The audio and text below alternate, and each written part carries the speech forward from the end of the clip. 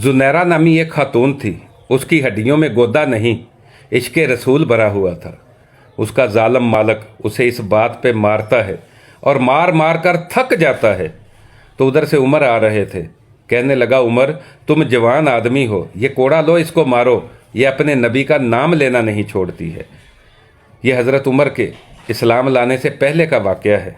वो कहता है, उमर तुम जवान आदमी हो, ये कोड़ा लो, इसे मारो। तो उमर कोड़ा लेते हैं और उसको बहुत मारते हैं।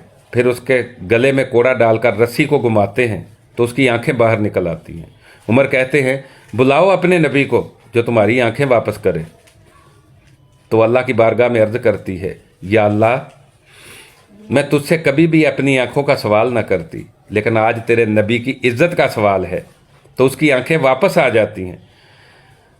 हज़रत उमर उसको बहुत मारते हैं, बहुत मारते हैं। और फिर कुछ अरसे के बाद जब हज़रत उमर रज़ी अल्लाह ताला अन्हु ने इस्लाम कबूल कर लिया, तो आप आंखों में आंसू लिए हुए गलियों में घूम रहे हैं और कह रहे हैं कि आओ आज देखो, उमर मोहम्मद अरबी का ग़ुलाम बन गया।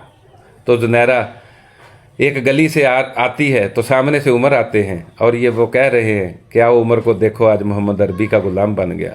तो वो एक कोने में खड़ी होकर कहती है, उमर क्या बात है, उस दिन तो तुम बड़े जोशो गज़ब में थे, मारते हुए थकते नहीं थे, अब क्या हुआ?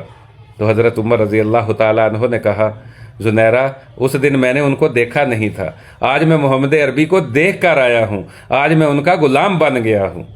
सुभान अल्लाह।